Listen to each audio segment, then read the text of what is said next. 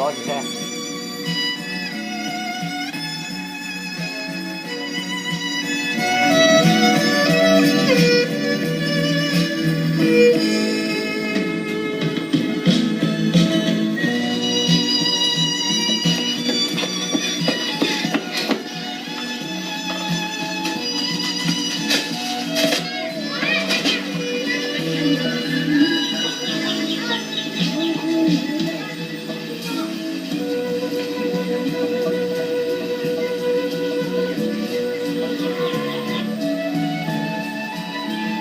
Giờ miếng giờ nè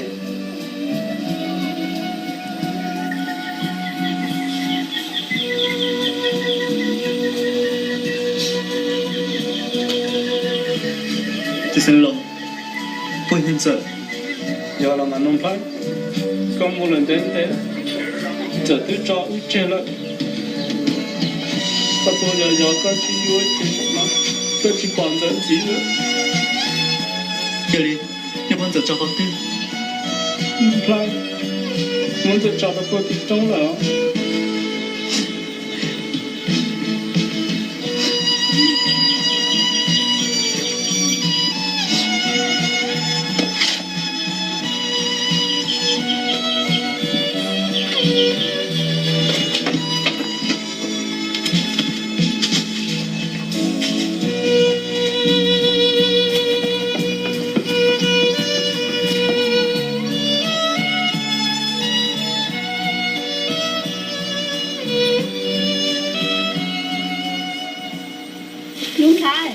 Luân Thái,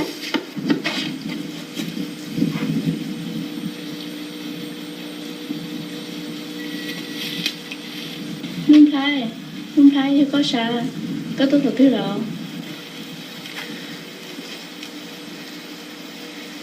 ca có bộ bao giờ về lý chờ giờ thiết sông lên không Cô cũng chỉ bảo thế, tại vì mà thằng giờ nhon giờ chỉ xin năng. Cô mua sáng giờ tao hay ở lo lưu chơi đó có thế. ca giờ hai lý chờ đâu có họ có thể đâu cũng sợ Giờ hay tiền, nhưng giờ chỉ nhớ là chỉ có cô hay đứa có tiền giờ lưu thiên do có hẹn nào.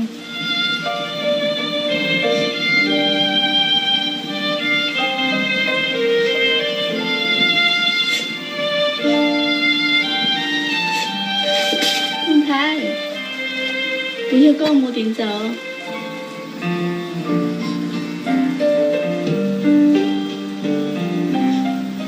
đã cho lo liệu thấu có chỉ số một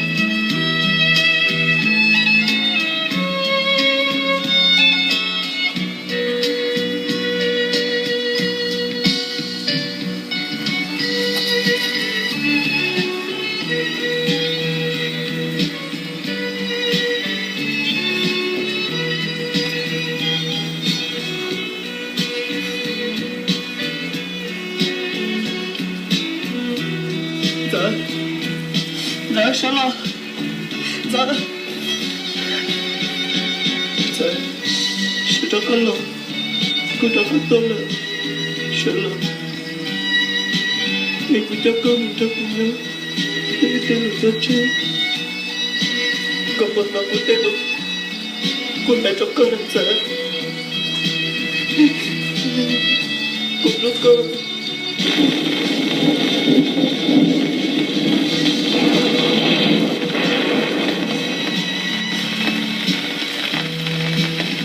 Sợ. Tôi là các phát hiện. Để chúng tôi bớt phát hiện rồi. Không có tiền.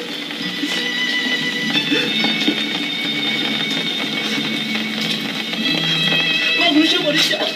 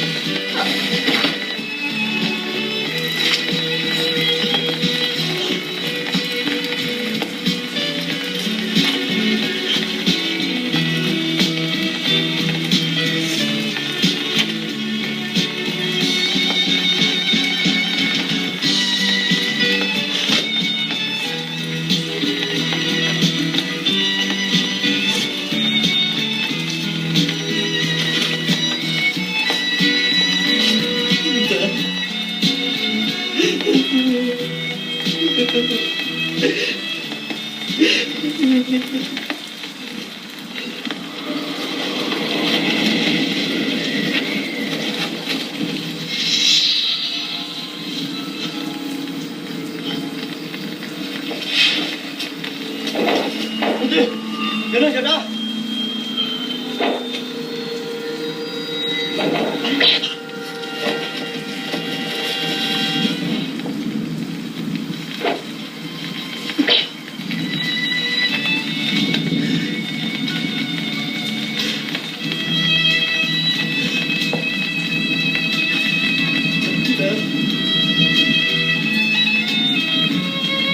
Con thì cũng có một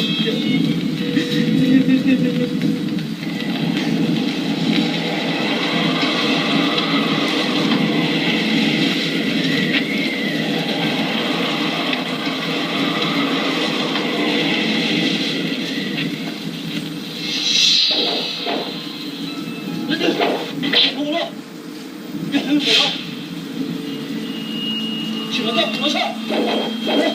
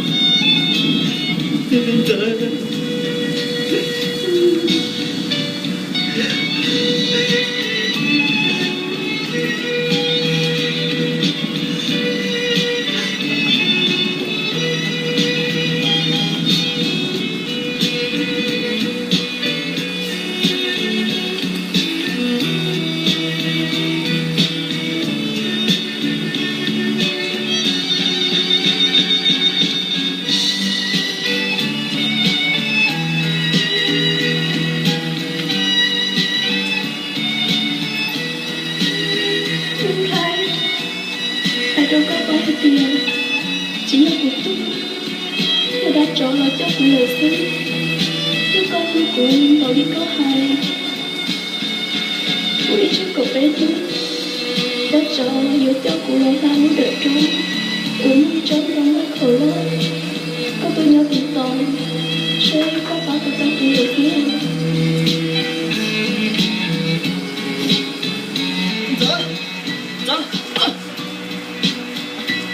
Dạ.